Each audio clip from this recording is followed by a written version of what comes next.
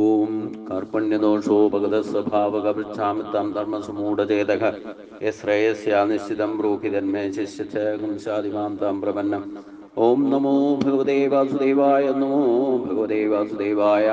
ഓം ശ്രീകൃഷ്ണായ പരബ്രഹ്മണേ നമഃ. എല്ലാവർക്കും നമസ്കാരം. ഇന്ന് ഗീതയിലെ 13-ാം അധ്യായം ക്ഷേത്രജ്ഞ വിഭാഗയോഗത്തിലെ 2-ാമത്തെ ശ്ലോകം തൊട്ടാണ് നമുക്ക് ശ്രദ്ധിക്കേണ്ടത്. ക്ഷേത്രജ്ഞം ചാപിമാം വിധി സർവക്ഷേത്രേഷു ഭാരത ക്ഷേത്രജ്ഞയോ ജ്ഞാനം എത്തജ്ഞാനം മതം മമ. അല്ലയോ അർജുന, എല്ലാ ശരീരങ്ങളിലും എന്നെ തന്നെ ക്ഷേത്രജ്ഞനായിട്ട് അറിഞ്ഞാലും ക്ഷേത്രത്തെയും ക്ഷേത്രജ്ഞനെയും കുറിച്ചുള്ള അറിവ് തന്നെയാണ് ജ്ഞാനം എന്നാണ് എൻ്റെ അഭിപ്രായം. സർവക്ഷേത്രങ്ങളിലും എന്ന് പറഞ്ഞാൽ സർവശരീരങ്ങളിലും ക്ഷേത്രജ്ഞൻ ജീവാത്മാവായിരിക്കുന്നത് പരമാത്മാവ് തന്നെയാണ്, അതായത് ഭഗവാൻ തന്നെയാണ്. ക്ഷേത്രത്തെയും ക്ഷേത്രജ്ഞനെയും സംബന്ധിച്ച ശരിയായ അറിവ് തന്നെയാണ് യഥാർത്ഥ ജ്ഞാനം. ഒരു മനുഷ്യനായിട്ട് ജനിച്ച മനുഷ്യ ശരീരത്തോടു കൂടി ഇരിക്കുന്ന ആൾക്ക് ആദ്യം സമ്പാദിക്കേണ്ട അറിവ് തന്നെ തൻ്റെ ശരീരത്തെയും ശരീരത്തിൽ അതിശക്തമായിട്ടില്ലെങ്കിൽ ആശ്രയമായിട്ടിരിക്കുന്ന ജീവാത്മാവിനെയും പറ്റിയുള്ള അറിവാണ് യഥാർത്ഥ അറിവ്. അത് യഥാർത്ഥത്തിൽ പഠിക്കാത്തവർക്ക്, അത് മനസ്സിലാക്കാത്തവർക്ക് ശരീരത്തെ യഥാവിധി സംരക്ഷിക്കാൻ പോലും സാധ്യമല്ല. ആ ശരീരം കൊണ്ട്, ആ ശരീരത്തിലെ ശക്തികളാകുന്ന ജ്ഞാനേന്ദ്രിയങ്ങളും കർമ്മേന്ദ്രിയങ്ങളും ഉപയോഗിച്ചുകൊണ്ട് കർത്തവ്യ കർമ്മങ്ങളെ യഥാവിധി പൂർത്തീകരിച്ച അനായാസന ജീവിതം നയിക്കാനും സാധ്യമല്ല. അതാണ് ഞാൻ പറഞ്ഞത്.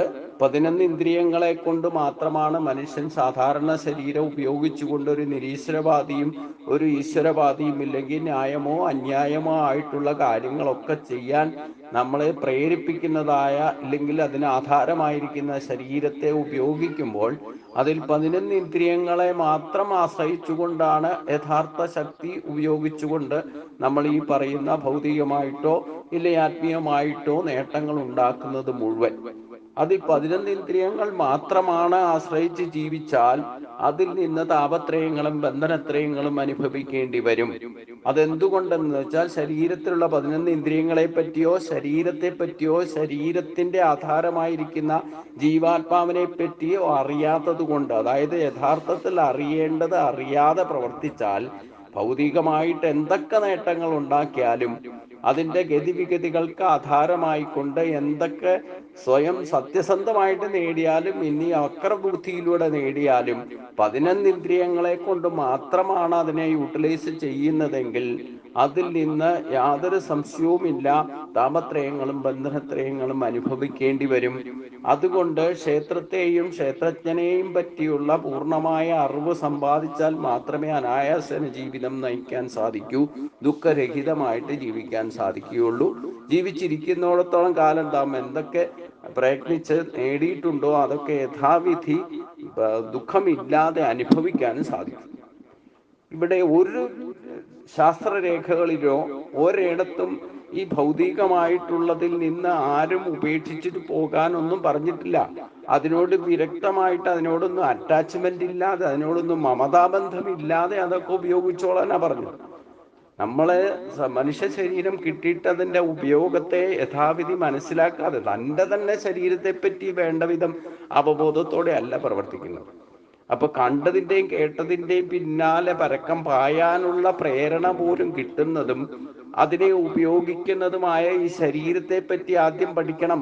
അതാണ് യഥാർത്ഥ അവിദ്യാദോഷങ്ങൾ ഉണ്ടാകാതിരിക്കണം എന്നുണ്ടെങ്കിൽ തൻ്റെ ശരീരത്തിലെ ശക്തികളെ പറ്റി നല്ലവണ്ണം അവബോധം ഉണ്ടായിരിക്കണം. അത് ചിന്തയിലും വാക്കിലും പ്രവൃത്തികളിലും അത് വേണ്ടവണ്ണം ഉപയോഗിക്കാൻ സാധിക്കണം.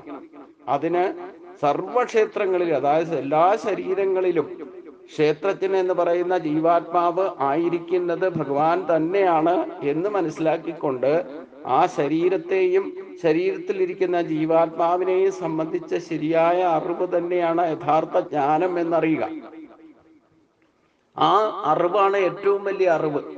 അതാണ് നഹി ജ്ഞാനേന സദൃശം പവിത്രമഹമിത്തേ തൽ സ്വയം യോഗ സംസത്തിയും കാലേനാത്മനി വിന്തതി എന്ന് പറയുന്നത്. ഈ അറിവ് നേടിയാൽ തന്നെയോ ആ അറിവ് വച്ചുകൊണ്ട് തന്നെ വളരെ ശ്രദ്ധയോടെ, നമുക്കിപ്പോൾ അറിവ് നേടാൻ അവസരം കിട്ടിയാലും പുസ്തകങ്ങളിൽ നിന്നോ ഗുരുക്കന്മാരിൽ നിന്നോ ഇല്ലെ ശാസ്ത്രങ്ങളിൽ നിന്നോ ഏതെങ്കിലും തരത്തിലൊക്കെ അറിവ് നേടിയാലും അത് പഠിച്ചത് ശ്രദ്ധയോടെ ഉപയോഗിക്കാൻ പോലും അറിയില്ല. അത് വേണ്ടവണ്ണം ഉപയോഗിച്ചാലല്ലേ അതിന്റെ ഗുണം കിട്ടുള്ളൂ. ഇപ്പം ജീവിതകാലത്ത് പഠിക്കുന്ന കാലത്ത് എന്തൊക്കെ പഠിച്ചാലും അത് പഠിച്ച് റാങ്ക് ലിസ്റ്റിൽ പേര് വന്നാലും വേണ്ടില്ല, ആ അറിവ് ഇല്ലെങ്കിൽ ആ കഴിവുകളെല്ലാം ഇൻഫർമേഷൻ അപ് ടു ഡേറ്റ് ആയിക്കൊണ്ടിരിക്കണം. അത് വളരെ ശ്രദ്ധയോടെ യൂട്ടിലൈസ് ചെയ്യണം. ഒരു പ്രാവശ്യം പരീക്ഷ എഴുതി പഠിച്ചതായിരിക്കില്ല അടുത്ത പ്രാവശ്യം പരീക്ഷ നടക്കുമ്പോൾ ചിലപ്പോൾ സിലബസ് തന്നെ തോന്നിവാസം ചേഞ്ച് ചെയ്തുകൊണ്ടിരിക്കും. അപ്പം ഒരേ വിഷയം തന്നെ നമ്മൾ പഠിക്കുമ്പം ഇൻഫർമേഷൻ എന്ത് തന്നെ ആയാലും അപ് ടു ഡേറ്റ് ചെയ്തുകൊണ്ടിരിക്കണം. ആ കിട്ടിയിട്ടുള്ള അറിവ് ഏതിലാണോ നമ്മൾ ശ്രേഷ്ഠത കൈവരുത്തിയത്, ആ അറിവ് തന്നെ അപ് ടു ഡേറ്റ് ആക്കിക്കൊണ്ട് ഇൻഫർമേഷൻ കൊണ്ട് അതിനെ യൂട്ടിലൈസ് ചെയ്യാൻ സാധിക്കണം. ഇല്ലെങ്കിൽ പഠിച്ചത് കൊണ്ട് പ്രയോജനമില്ലാതെ വരും. ഇപ്പൊ സംഭവിക്കുന്നതല്ലാതെ നമ്മൾ പഠിക്കേണ്ട കാലത്ത് സ്കൂളിലായാലും കോളേജിലായാലും എന്തൊക്കെ പഠിച്ചാലും വേണ്ടില്ല, അത് പരീക്ഷ എഴുതാൻ വേണ്ടിയിട്ട് പഠിച്ച് അത് രാവും പകലും മെനക്കെട്ട് അതിന് വേണ്ടിയിട്ട് പ്രയത്നിച്ച് റാങ്ക് ലിസ്റ്റൊക്കെ പേര് വന്നാലും ജീവിതം തുടങ്ങിക്കഴിഞ്ഞാൽ പിന്നെ ഈ പഠിച്ചതൊന്നും പാഠമാക്കുകയോ അത് ഉപയോഗിക്കുകയോ ചെയ്യില്ല. ശ്രദ്ധാവാൻ ലഭതേ ജ്ഞാനം തത്പരസം യഥേന്ദ്രിയ ജ്ഞാനം ദത്വ പരാം ശാന്തി ആചിരേണാധികച്ചത്. ഇൻഫർമേഷൻ അപ് ടു ഡേറ്റ് ആയിരുന്നാൽ മാത്രമേ നിങ്ങൾക്ക് അത് വേണ്ടവണ്ണം ഉപയോഗിച്ചുകൊണ്ട് തന്നെ പ്രായോഗിക തലത്തിൽ ദിവസങ്ങൾ അനുസരിച്ച് സമയക്രമം അനുസരിച്ച് തന്നെ ഈ ഇൻഫർമേഷൻ അപ് ടു ഡേറ്റ് ചെയ്തുകൊണ്ടിരിക്കണം. ഇല്ലെങ്കിൽ അത് അതാത് കാലത്ത് വേണ്ട വിധത്തിൽ ഉപയോഗിക്കാൻ സാധിക്കാതെ വരും. അപ്പം ഇപ്പൊ നമ്മൾ 10 വർഷം മുമ്പ് പഠിച്ച അല്ലെങ്കിൽ ജീവിച്ച രീതിയാണോ ഇപ്പൊ ജീവിക്കുമ്പോൾ ഒരുപാട് മാറ്റങ്ങൾ വന്നു. അപ്പോൾ ഇൻഫർമേഷൻ അപ് ടു ഡേറ്റ് ചെയ്യാന്ന് പറഞ്ഞാൽ വേണ്ടതൊക്കെ വേണ്ട സമയത്ത് ഉപയോഗിക്കാൻ നമ്മൾ തയ്യാറായിരിക്കണം. ഇത് എനിക്ക് പറ്റില്ല, ഇത് എനിക്ക് ഉപയോഗിക്കാൻ പറ്റില്ല, ഞാൻ ഇതിനൊന്നും അടിമയാകില്ല, ഇതൊക്കെ അങ്ങനെയൊക്കെ വ്യാഖ്യാനിച്ചു കൊണ്ടിരുന്ന നമുക്ക് ഇപ്പൊ ടെക്നോളജി ഒരുപാട് ഡെവലപ്പ് ചെയ്തു അല്ലേ? അപ്പൊ ടെക്നോളജി ഒരു സമയത്ത് കമ്പ്യൂട്ടറിന് വേണ്ടിയിട്ട് സമരം ചെയ്തവർ ഇന്ന് കമ്പ്യൂട്ടറിനകത്താ മുങ്ങി കുളിച്ച് നടക്കണം. എനിക്ക് വ്യക്തമായിട്ട് അറിയാം. ഒറ്റപ്പാലത്ത് ഞാൻ വർക്ക് ചെയ്യുമ്പം ആ ജീവനക്കാർ തന്നെ സമരം ചെയ്തിട്ട് 6 മാസത്തോളമാണ് 15 കമ്പ്യൂട്ടർ വന്നിട്ട് സ്റ്റോറിനകത്തിട്ടിരുന്നത് ഇൻസ്റ്റാൾ ചെയ്യാൻ സമ്മതിക്കാതെ. അതേ ആൾക്കാർ ഇന്ന് പോയി കഴിഞ്ഞാൽ ഇന്ന് ആദ്യത്തെ ഇൻസ്റ്റാൾ ചെയ്തു, പിന്നെ സമരത്തെ അതിജീവിച്ചുകൊണ്ട് ഇൻസ്റ്റാൾ ചെയ്തു, അത് പ്രവർത്തനം തുടങ്ങി. അത് കഴിഞ്ഞിട്ട് പിന്നെ ഇന്നത്തെ അപ് ടു ഡേറ്റ് പറഞ്ഞു കഴിഞ്ഞാൽ ഇപ്പൊ എല്ലാവരുടെയും ടേബിൾ കമ്പ്യൂട്ടറാണ്.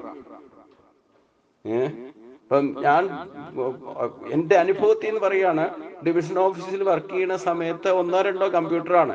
അവിടെ എന്തെങ്കിലും ചെയ്യണം എന്നുണ്ടെങ്കിൽ തന്നെ നമ്മൾ സമയക്രമം അനുസരിച്ച് ഓരോരുത്തരും ഷിഫ്റ്റ് അനുസരിച്ച് ഒരാൾ എഴുന്നേറ്റ് വന്നാൽ അടുത്ത ആൾ ഇരിക്കാൻ കസേരകളി പോലെയായിരുന്നു ഒരു കമ്പ്യൂട്ടറിന്റെ മുമ്പ് ജോലി ചെയ്യാൻ വേണ്ടി. ഇന്ന് അതേ ഓഫീസിൽ പോയാൽ എല്ലാ ടേബിളിലും കമ്പ്യൂട്ടറാണ്. ആർക്കും അങ്ങോട്ട് എഴുന്നേറ്റ് പോകണ്ട, അവിടെ ഇരിക്കുന്നിടത്ത് ഇരുന്നുണ്ട്. 20 പേര് സ്റ്റാഫ് ഉണ്ട്, 20 പേർക്കും കമ്പ്യൂട്ടറാണ്. അപ്പൊ അപ് ടു ഡേറ്റ് ആണല്ലോ, അപ് ടു ഡേറ്റ് ഉപയോഗിക്കാൻ പഠിച്ചല്ലോ. അപ്പൊ ഒരു സമയത്ത് ഇതിനെയൊക്കെ നിഷേധിച്ച് സമരം ചെയ്തവരാണ്.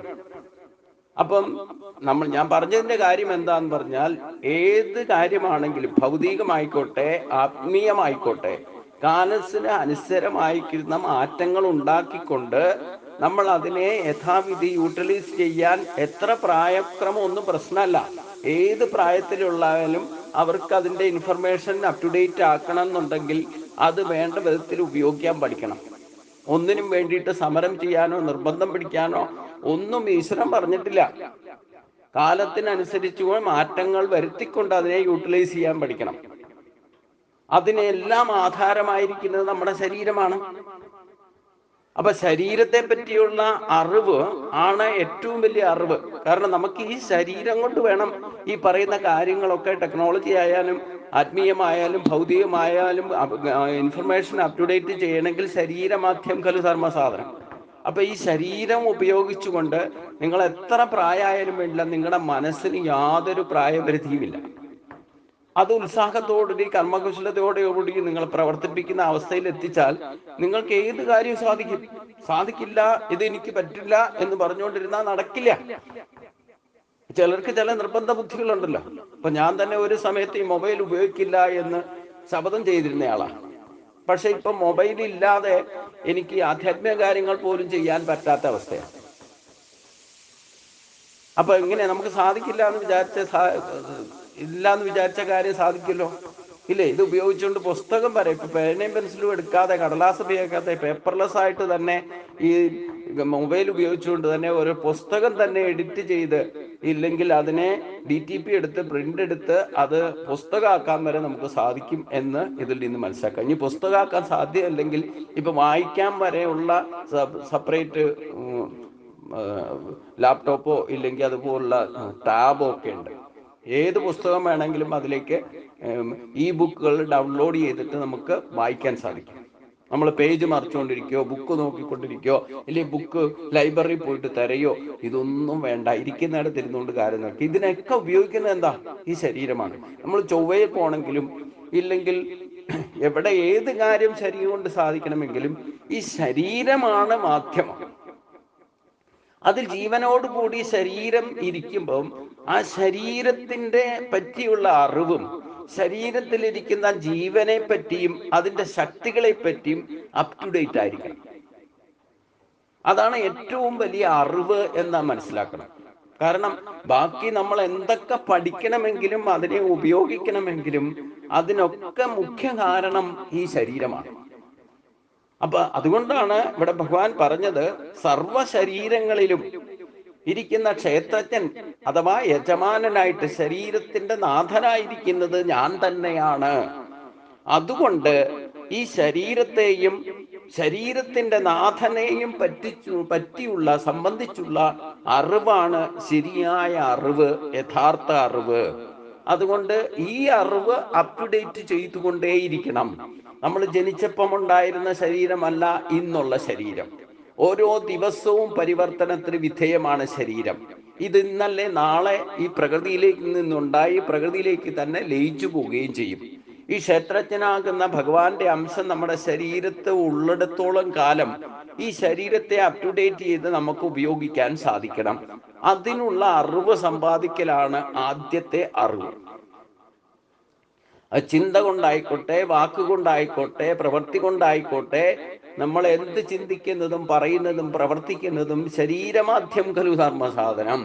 അതുകൊണ്ട് ആ ശരീരത്തെ പറ്റിയുള്ള അറിവ് അപ് ടു ഡേറ്റ് ചെയ്തുകൊണ്ടിരിക്കണം. ഓരോ നിമിഷവും അപ് ടു ഡേറ്റഡ് ആയിരിക്കണം. നമ്മുടെ ഓരോ സ്പന്ദനങ്ങളും നമ്മൾ ശരീരത്തിലെ ഓരോ വിരലിന്റെ അറ്റം വരെയുള്ള സ്പന്ദനങ്ങൾ പോലും നമുക്ക് തിരിച്ചറിയാൻ സാധിക്കണം. കുറച്ച് സമയം മൗനമായിട്ടിരുന്നാൽ നമ്മളെ ബ്ലഡ് സർക്കുലേഷൻ വരെ ഓരോ അണുവിൽ എത്തുന്നത് നമുക്ക് തിരിച്ചറിയാൻ സാധിക്കും. ഓരോ സ്പന്ദനങ്ങളും തിരിച്ചറിയാൻ സാധിക്കും. എവിടെയെങ്കിലും സ്പന്ദനത്തിന് വേരിയേഷൻ ഉണ്ടായാൽ, കൂടുതലോ കുറവോ സംഭവിച്ചാൽ ആ ഭാഗത്ത് തന്നെ നമുക്ക് പ്രത്യേകം ഡിസ്റ്റർബൻസ് നമുക്ക് അറിയാൻ സാധിക്കും. പണ്ടുള്ള വൈദ്യന്മാര് നമ്മുടെ നാഡി പിടിച്ചിട്ട് ശരീരത്തിൽ എവിടെയെങ്കിലും ഏതെങ്കിലും തരത്തിലുള്ള രോഗമുണ്ടെങ്കിൽ കണ്ടുപിടിക്കാനുള്ള കഴിവ് അവർക്ക് പ്രകൃത്യാ തന്നെ ഉണ്ടായിരുന്നു. അപ്പം അവരുടെ ശരീരവും അവർക്ക് അപ് ടു ഡേറ്റ് ആണ്. മറ്റൊരാളുടെ ശരീരം പരിശോധിച്ചാലും നാഡി പിടിച്ചു നോക്കിയാൽ തന്നെ അവർക്ക് അപ് ടു ഡേറ്റ് ആകാൻ സാധിക്കുമായിരുന്നു. ഇന്ന് 100 ടെസ്റ്റ് നടത്തിയാലും നമ്മുടെ ശരീരത്തെ പറ്റി എന്താണ് ഗതിവിഗതികൾ എന്ന് തിരിച്ചറിയോ പിന്നെയും പരീക്ഷണങ്ങളാണ് നമ്മുടെ ശരീരം വെച്ചുകൊണ്ട് ഡോക്ടർമാർ ചെയ്യുന്നത്. ഏത് ആശുപത്രി പോയിക്കോട്ടെ, കോൺഫിഡന്റ് ആയിട്ട് നമ്മുടെ ശരീരത്തിന്റെ നാഡീ ഞരമ്പ് പരിശോധിച്ചിട്ട് നമ്മുടെ ശരീരത്തിന് എന്താണ് അസുഖം, ഇല്ലേ അസുഖമൊന്നും ഇല്ലെങ്കിൽ അത് ഉറപ്പായിട്ട് പറയാൻ സാധിക്കുന്ന എത്ര വൈദ്യന്മാരാണ്, എത്ര ഡോക്ടറേറ്റ് എടുത്ത ഡോക്ടർമാർക്കാണ് സാധിക്കുക? അവർക്ക് ശരീരത്തെ പറ്റി അപ് ടു ഡേറ്റ് അല്ല. അവര് ഈ ഭൗതികമായിട്ട് കീറി മുറിച്ച ശരീരത്തെ മാറ്റിവെക്കലും ഇല്ലേ അംഗങ്ങൾ മാറ്റിവെക്കലും ഇത് മാത്രമല്ല. അപ്പൊ ശരീരത്തെ പറ്റിയും ശരീരത്തിന് ആധാരമായിരിക്കുന്ന ജീവനെ പറ്റിയുമുള്ള അറിവാണ് യഥാർത്ഥ അറിവ്. അത് നേടിയാൽ മാത്രമേ നമുക്ക് ശരീരത്തെ പറ്റി അപ് ടു ഡേറ്റ് ആയിട്ട് അതിനെ ആയുരാരോഗ്യത്തോടെ സംരക്ഷിക്കാൻ സാധിക്കൂ. അതുകൊണ്ട് ഒരു മനുഷ്യൻ ആദ്യം നേടേണ്ട അറിവ് തൻ്റെ ശരീരത്തെ പറ്റി ശരിക്കറിഞ്ഞിരിക്കണം. അതിന്റെ കണ്ടൻസ് എന്താണ്, അതെവിടെ നിന്നുണ്ടായി, അതിന്റെ ശക്തികൾ പ്രത്യേകതകൾ എന്തൊക്കെയാണ്, അതിനെ നയിക്കുന്ന ശരീരത്തിന്റെ നാഥനായിരിക്കുന്ന ജീവൻ എന്ന് പറയുന്ന ആ അജയ്യമായ ശക്തിയുടെ സ്രോതസ് എന്താണ്, അത് യഥാർത്ഥത്തിൽ നമ്മുടെ ശരീരത്തിൽ എപ്രകാരമാണ് ആക്ടിവേറ്റ് ചെയ്യുന്നത്, ഇതൊക്കെ അപ് ടു ഡേറ്റ് ആക്കണം എന്നാണ് പറയുന്നതിന്റെ അർത്ഥം. ഈ അറിവാണ് ഏറ്റവും വലിയ അറിവ്. അത് കഴിഞ്ഞിട്ടേ ഉള്ളൂ ബാക്കിയുള്ള അറിവുകളെല്ലാം. അത് നേടണമെങ്കിൽ പോലും അതിനെപ്പറ്റി ഒന്ന് ചിന്തിക്കാനോ പറയാനോ പ്രവർത്തിക്കാനോ അതേപ്പറ്റി നമുക്ക് അപ് ടു ഡേറ്റ് ആക്കണമെന്നുണ്ടെങ്കിൽ പോലും ഈ ശരീരവും ശരീരത്തിലിരിക്കുന്ന ജീവനുമാണ് ആധാരം. അതുകൊണ്ട് അതിനെ യഥാവിധി ആദ്യം അറിയണം. അതാണ് യഥാർത്ഥ ജ്ഞാനം എന്ന് പറയുന്നത്. അതാണ് നഖി ജ്ഞാനേന സദൃശം പവിത്രമഹ വിദ്യതേ. ഒരു ഗുരു പോലും, ആ ഗുരു എന്തെങ്കിലും പറഞ്ഞു തന്നാൽ പോലും ആ ശിഷ്യൻ ആ തന്റെ ശരീരം വെച്ചുകൊണ്ട് ആ ശരീരത്തെയും ആ ജീവാത്മാവിനെയും പറ്റി പഠിക്കാത്തിടത്തോളം കാലം യഥാർത്ഥത്തിൽ അനുഭവത്തിലൂടെ മാത്രമേ പഠിക്കാൻ സാധിക്കൂ. അനുഭവത്തിലൂടെ പഠിക്കാത്തിടത്തോളം കാലം ഗുരു മാർഗദർശനം നൽകിയാൽ പോലും അവന് അപ് ടു ഡേറ്റ് ആയിട്ട് ആ പരമാത്മ ശക്തിയെ പറ്റി അറിയാനോ അത് വേണ്ടവണ്ണം ഉപയോഗിക്കാനോ സാധിക്കില്ല. ഗുരു ഒരു നിമിത്തം മാത്ര. അതിലും ഉപരിയാണ് അവനവന് കിട്ടിയിരിക്കുന്ന ശരീരവും ശരീരത്തിലുള്ള ശക്തിയും. ഒരു ഗുരു നമ്മുടെ തന്നെ ഗുരുവായിട്ട് മാറണം. നമ്മുടെ പ്രാണനാണ് ഗുരു. അതുകൊണ്ടാണ് ഗുരുവായൂരപ്പൻ എന്ന വാക്കിന്റെ അർത്ഥം എന്താണെന്ന് ആദ്യം മനസ്സിലാക്കണം. ഗുരു എന്ന് പറയുന്നത് അപരാശക്തിയാണ്. അത് നമ്മുടെ ശരീരത്തിൽ ജീവനായിട്ടിരിക്കുന്നു. ഗുരുവായൂരപ്പന്റെ തന്നെ അപരാശക്തിയാണ് ശരീരം. ഇത് രണ്ടും യോജിപ്പിച്ച് നിർത്തിയിരിക്കുന്നത് ഈ പരമഗുരുവായിരിക്കുന്ന ഗുരുവായൂരപ്പനാണ്. അപ്പൊ നമ്മുടെ പ്രാണൻ തന്നെയാണ്, ക്ഷേത്രജ്ഞനായിരിക്കുന്ന ആ ജീവാത്മാവ് തന്നെയാണ് ഗുരു. അത് ശരീരത്തിലാണ് നിലനിൽക്കുന്നത്. ശരീരത്തിൽ ചലിക്കുന്ന ഗതിവിഗതികൾ എന്ന് പറഞ്ഞാൽ ഏറ്റവും വലിയ ശ്രേഷ്ഠത വായുവിന്റെ ഗതിവിഗതികളാണ്. കാരണം പ്രാണൻ ശരീരത്തെ സംരക്ഷിക്കപ്പെട്ടിരിക്കുന്നത് ഈ പ്രാണവായുവിനെ കൊണ്ടാണ്. അപ്പം ഗുരുവാകുന്ന ആ ക്ഷേത്രജ്ഞൻ ശരീരത്തെ ജീവാത്മാവായി നിലനിൽക്കുന്നത് ഈ പ്രാണവായുവിന്റെ ഗതിവിഗതികൾ കൊണ്ടാണ്. അത് ഈ ശരീരമാകുന്ന ക്ഷേത്രത്തെ ആധാരമാക്കി നിലനിൽക്കുന്നു. അതിന്റെ അധികാരി നമ്മൾ തന്നെയാണ്. അപ്പൊ ഗുരുവായൂരപ്പനാരാ? അതുകൊണ്ട് തക്ഷേത്രം സചയോർ പ്രഭാവസ്യ തത്സമാസേനമേ ശൃണു. ആ ക്ഷേത്രം, ശരീരം എന്താണ്, എങ്ങനെയുള്ളതാണ്, എന്തെല്ലാം ശക്തിയോട് കൂടിയതാണ്, അഥവാ എന്തെല്ലാം വികാര വിചാരങ്ങളോട് കൂടിയതാണ്, അതിൽ നിന്ന് എന്തിൽ നിന്നാണ് ഉണ്ടായത്, അവ അഥവാ ക്ഷേത്രജ്ഞൻ യഥാർത്ഥത്തിൽ ആരാണ്, എന്തെല്ലാം പ്രഭാവമുള്ളവനാണ്, അതെല്ലാം ചുരുക്കമായിട്ട് എന്നിൽ നിന്ന് നീ കേട്ടുകൊള്ളുക. അപ്പം ക്ഷേത്രജ്ഞയെയും, അതായത് ശരീരത്തെയും ശരീരത്തിരിക്കുന്ന ആത്മാവിനെയും പറ്റിയുള്ള അറിവാണ് ശ്രേഷ്ഠം എന്ന് ഭഗവാൻ പറഞ്ഞു. ആ അറിവ് എന്താണെന്ന് ഭഗവാൻ ചുരുക്കമായിട്ട് ഞാൻ പറയാം. ചുരുക്കമായിട്ട് പറയാന്ന് പറഞ്ഞാൽ ബാക്കി നമ്മൾ കണ്ടെത്തണം. കാരണം എല്ലാം ഒന്നും വ്യക്തം ഭാവത്തിൽ ആയത് മാത്രമാണ് ഭഗവാൻ ഇവിടെ പറയുന്നത്. ഇനി അവ്യക്ത സ്വരൂപമായിട്ട് ചിലതൊക്കെ ഉണ്ട്. അത് അനുഭവത്തിലൂടെ, ശരീരത്തിലൂടെ തന്നെ ജീവനോടെ ഇരിക്കുമ്പം നമ്മൾ കണ്ടെത്തണം. അതുകൊണ്ടാണ് ഭഗവാൻ പറഞ്ഞത് യഥാർത്ഥത്തിലുള്ള അറിവ് ശരീരത്തെയും ശരീരത്തിന്റെ നാഥനായിരിക്കുന്ന ജീവാത്മാവിനെയും പറ്റിയുള്ള അറിവാണ്. അതുകൊണ്ട് ഈ ശരീരം എന്താണ്, എങ്ങനെയുള്ളതാണ്, എന്തെല്ലാം വികാര വിചാരങ്ങളും എന്തെല്ലാം ശക്തിയോട് കൂടിയതാണ്, ഏതിൽ നിന്നാണ് ഈ ശരീരം ഉണ്ടായത്, അതിലിരിക്കുന്ന ശരീരത്തിന്റെ നാഥൻ എന്ന് അറിയപ്പെടുന്നത് സത്യത്തിൽ ആരാണ്, എന്തെല്ലാം പ്രഭാവമാണ് അതിനുള്ളത്, അതായത് നമ്മുടെ ശരീരത്തിന്റെ നാഥനായിരിക്കുന്ന ആത്മശക്തിക്ക് എന്തൊക്കെ പ്രഭാവമാണ് ഉള്ളത്, അതാണ് ഏറ്റവും വലുത്. കാരണം ശരീരത്തെ പോലും യഥാവിധി പ്രവർത്തിപ്പിക്കുന്നത് ഈ ശരീരത്തിന്റെ നാഥനായിരിക്കുന്ന ജീവാത്മാവാണ്. അതിന്റെ പ്രഭാവങ്ങളെ പറ്റിയുള്ള അറിവാണ്. അത് അവ്യക്ത സ്വരൂപമാണ്. അത് നമ്മൾ ചിന്തിച്ച് കണ്ടെത്തണം. അതെല്ലാം ചുരുക്കമായിട്ട് എന്നിൽ നിന്നും കേട്ടുകൊള്ളുക. അതിൽ പ്രധാനപ്പെട്ട പിൻ പോയിന്റ്സ് മാത്രം ഞാൻ പറയാം, അത് കേട്ടുകൊള്ളുക. ബാക്കി ആ പിൻ പോയിന്റ്സ് വെച്ചുകൊണ്ട് നമ്മുടെ ശരീരത്തെ, ജീവനോടുകൂടിയിരിക്കുന്ന ശരീരത്തെ ഉപയോഗിച്ചുകൊണ്ട് അത് നമ്മൾ കണ്ടെത്തേണ്ടിയിരിക്കുന്നു. അതാണ് ശരീരത്തിന്റെ നാഥനായിരിക്കുന്ന പ്രഭാവത്തെ നമ്മൾ മനസ്സിലാക്കണം എന്നുണ്ടെങ്കിൽ എത്ര ഭഗവാൻ പറഞ്ഞു തന്നാൽ പോലും നമുക്കത് സാക്ഷാത്കരിക്കാത്തടത്തോളം കാലം അറിയാൻ സാധിക്കില്ല. നമുക്കത് അപ് ടു ഡേറ്റ് ആക്കണമെങ്കിൽ അതേപ്പറ്റി, അതിന്റെ പ്രഭാവത്തെ അനുഭവിച്ചറിയണം. ചിന്തയിലോ വാക്കിലോ പ്രവൃത്തിയിലൂടെയോ അനുഭവിച്ചറിയണം എന്നർത്ഥം. ഋഷഭർ ബഹുദാഗീതം ചന്തോപർ വിവിധൈ പ്രദക് ബ്രഹ്മസൂത്ര പദൈശ്ചൈവൈ ഹേതുമദ്ഭിർ വിനശ്ചതൈ. ഋഷഭർ ബഹുദാഗീതം ചന്തോപർ വിവിധൈ പ്രദക് ബ്രഹ്മസൂത്ര പതൈസൈവ ഹേതുമത് ഭവിർ വിനശ്ചതൈ.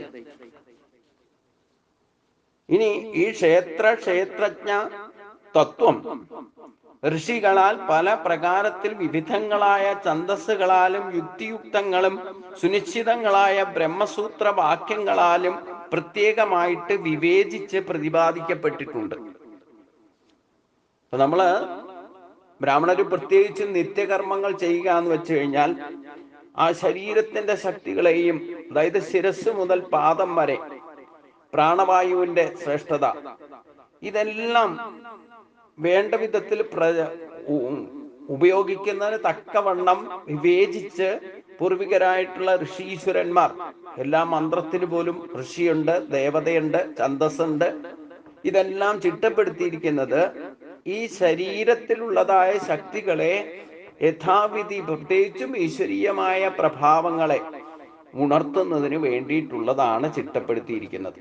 അതുകൊണ്ടാണ് ഇവിടെ ഭഗവാൻ പറഞ്ഞത് പൂർവികരായിട്ടുള്ള ഋഷിമാർ ക്ഷേത്രജ്ഞ സത്വം എന്ന് പറഞ്ഞാൽ ശരീരത്തെയും ശരീരത്തിലുള്ള ശക്തികളെയും ആത്മശക്തിയെയും പറ്റി പല പ്രകാരത്തിൽ പല വിവിധമായ മന്ത്രങ്ങള് ഉപാസിക്കുമ്പം അതിനൊക്കെ ഋഷിയും ഛന്ദസ്സും ദേവതയും സങ്കല്പം ഉണ്ടെന്നർത്ഥം.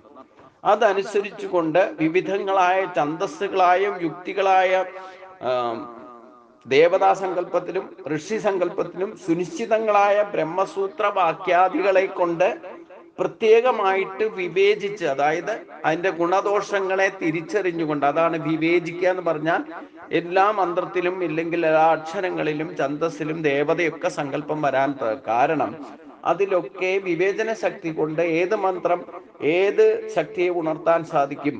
ശരീരത്തിലുള്ള വിവിധ പ്രകൃതി തത്വങ്ങളെ, ഇപ്പൊ ഗായത്രി മന്ത്രം തന്നെ എടുത്താൽ അതിൽ 24 അക്ഷരമുണ്ടെങ്കിൽ 24 അക്ഷരങ്ങളും ശരീരത്തിലുള്ള ഇനി പറയാൻ പോകുന്ന 24 ഘടകങ്ങളെ സജീവമാക്കാനുള്ളതാണ്. എത്ര പേർക്കറിയാം? ബ്രാഹ്മണര് പോലും ഗായത്രി മന്ത്രത്തെ ഉപാസിക്കാൻ പിതൃസ്ഥാനത്തിരിക്കുന്ന ആള് ഉപനയനം നടത്തുമ്പോൾ ഉപദേശിക്കുന്ന ആദ്യത്തെ മന്ത്രമാണ് ഗായത്രി മന്ത്രം. പുണൂലിടുന്നതിന് മുമ്പ് അച്ഛൻ ചെവിയിൽ ഉപദേശിച്ചു തരുന്ന ഏറ്റവും ശ്രേഷ്ഠമായ ഒരു മന്ത്രദീക്ഷയാണ് ഗായത്രി മന്ത്രം. ആ ഗായത്രി മന്ത്രത്തിന് ഛന്ദസ്സുണ്ട്, ദേവതയുണ്ട്, ഋഷിയുണ്ട്. അതൊക്കെ പൂർവികമായിട്ട് തന്നെ ബ്രഹ്മസൂത്ര വാക്യാദികളെ കൊണ്ട് വിവേചനം ചെയ്ത് കണ്ടുപിടിച്ചിട്ടുള്ള ഛന്ദസ്സുകളും അതിന്റെ ഉപാസന രീതിയുമാണ്. അപ്പൊ അതൊക്കെ പറഞ്ഞു തന്ന് ചെയ്യിപ്പിക്കുന്നതിന്റെ ഉദ്ദേശം എന്താ? അതിന്റെ ഏറ്റവും വലിയ വിവേചനം ഗായത്രി മന്ത്രം നിത്യയുക്തമായിട്ട് ഉപാസിക്കുന്ന ആൾക്ക് ശരീരത്തിലുള്ള 24 ശക്തികളെയും സജീവമാക്കാനും, ശരീരത്തിന്റെ നാഥനായിരിക്കും. 24 ശക്തികൾ പ്രകൃതി ശക്തികളാണ്. അതിനെ സജീവമാക്കിയാൽ ഓട്ടോമാറ്റിക്കായിട്ട് 25ാമത്തെ ശക്തിയാകുന്ന ശരീരത്തിന്റെ നാഥൻ അഥവാ ജീവാത്മാവ് എല്ലാ പ്രഭാവങ്ങളും പ്രകടമാക്കാൻ തുടങ്ങും. അപ്പൊ 25 ശക്തികളെ ആക്ടിവേറ്റ് ചെയ്യാൻ ഗായത്രി മന്ത്രം ഉപാസിക്കുന്ന ഒരു ബ്രാഹ്മണന് സാധിക്കും. ബ്രാഹ്മണനല്ല, ആരാണോ ബ്രഹ്മചാരിയാകാൻ ഇച്ഛിക്കുന്നത്, മനുഷ്യ ശരീരം കിട്ടിയിരിക്കുന്നത് ആരും ആയിക്കോട്ടെ, ബ്രാഹ്മണനായിക്കോട്ടെ ചണ്ടാളനായിക്കോട്ടെ, ആർക്ക് വേണമെങ്കിലും ഇത് മനസ്സിലാക്കിക്കൊണ്ട് ശരീരത്തെ ഉപയോഗിച്ചാൽ, അതിന്റെ ശക്തിയെ ഉപയോഗിച്ചാൽ അവന്റെ ഈശ്വര തുല്യനായിട്ട് മാറും. യാതൊരു സംശയവുമില്ല. അപ്പൊ അതുകൊണ്ട് അതാണ് പ്രത്യേകമായിട്ട് അതിന്റെ ഗുണദോഷങ്ങളെ, ഓരോ മന്ത്രത്തിന്റെയും ഗതിവിഗതികളും അത് ഉച്ചരിക്കേണ്ട രീതിയും അതിന്റെ ഋഷികളെയും ദേവതാ സങ്കല്പവും ഛന്ദസ്സും ഒക്കെ ഉണ്ടാകാൻ കാരണം പൂർവികരായിട്ട് അത് വിവേചിച്ച് അതിന്റെയൊക്കെ ഗുണദോഷങ്ങളെ നമ്മുടെ ശരീരത്തിനെ യഥാവിധി എങ്ങനെ പ്രവർത്തിപ്പിക്കാം എന്ന് കണ്ടുപിടിച്ചുകൊണ്ട് അത് വിവേചന ശക്തിയുടെ ഏതേത് മന്ത്രങ്ങൾ ഏതിനെയൊക്കെ ആക്ടിവേറ്റ് ചെയ്യാൻ സാധിക്കും, എല്ലാത്തിനെയും ആക്ടിവേറ്റ് ചെയ്യാൻ സാധിക്കുന്ന പ്രധാനപ്പെട്ട മന്ത്രം ഏത്, ഇതെല്ലാം ഗുണദോഷങ്ങളെ തിരിച്ചറിഞ്ഞുകൊണ്ട് ഋഷീശ്വരന്മാർ നമുക്ക് ഉപദേശിച്ച് നൽകിയിട്ടുണ്ട്. അതിനുള്ള ശാസ്ത്രം ബ്രഹ്മസൂത്രം മുതൽ ഉപനിഷത്തുകള് എന്ന് വേണ്ട ഇതെല്ലാം നമ്മുടെ ഒരു വായനശാല തന്നെ നമ്മുടെ കയ്യിലുണ്ട്. അപ്പൊ അതിനെ ഉപയോഗിച്ചാൽ മഹാഭൂതാന്യഹങ്കാരം. ഇനി ശരീരത്തിലുള്ള ഘടകങ്ങൾ, ശരീര നിർമ്മിതിക്ക് ഉപയോഗിച്ചിരിക്കുന്ന ശക്തികൾ എന്തൊക്കെയാണ്? ഞാൻ പറഞ്ഞല്ലോ 24 ഘടകങ്ങളെ. 25ാമത്തേതായ ശരീരത്തിന്റെ നാഥനായിരിക്കുന്ന ശക്തി, ഇതേപ്പറ്റി സൃഷ്ടി വർണ്ണനയിലൊക്കെ ഭാഗവതത്തിലും പറയുന്നുണ്ട്. പക്ഷെ അതൊന്നും ആരും വിശകലനം ചെയ്യാറുമില്ല. ആരും വേദിയിലിട്ട് വായിച്ചാൽ തന്നെ പടപടപടാന്ന് വായിച്ചു പോവും. ആർക്കും അത് പറ്റി ആരും വിവരണം, കാരണം അവർക്കും അറിയില്ല. വിവരിക്കാനിരിക്കുന്നവർക്ക് ഈ കഥകളല്ലാതെ വേറൊന്നും അറിയില്ല. സൃഷ്ടിവർണ്ണ എന്ന് പറഞ്ഞാൽ പ്രപഞ്ച സൃഷ്ടിയും പ്രപഞ്ചത്തിൽ നിന്ന് ശരീരങ്ങളെ സൃഷ്ടിച്ചതും അതിന്റെ തത്വവും ഇതൊക്കെയാണ് പറയുന്നത്. പക്ഷെ അതാരും പരിഗണിക്കാറേയില്ല, അവഗണിച്ചു പോകും.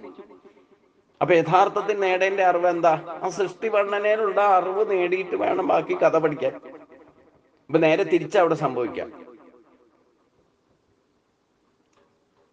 അപ്പൊ അതുകൊണ്ട് ഇനി ആ 24 ഘടകങ്ങളെ 5ഉം 6ഉം ശ്ലോകത്തിലൂടെ പറയുന്നുണ്ട്.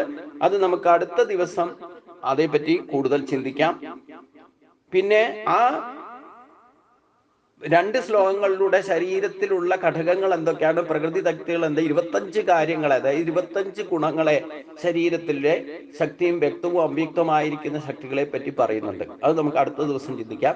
അത് കഴിഞ്ഞാൽ അതിന്റെ പ്രഭാവം, അതായത് ശരീരത്തിനെ യഥാവിധി മനസ്സിലാക്കുന്നതിന് വേണ്ടിയിട്ട് അതിന്റെ പ്രഭാവം എന്തൊക്കെയാണെന്ന് ഒരു 5 ശ്ലോകത്തിലൂടെ, ഇത് കാണാപ്പാഠം പഠിച്ചു വെക്കണം.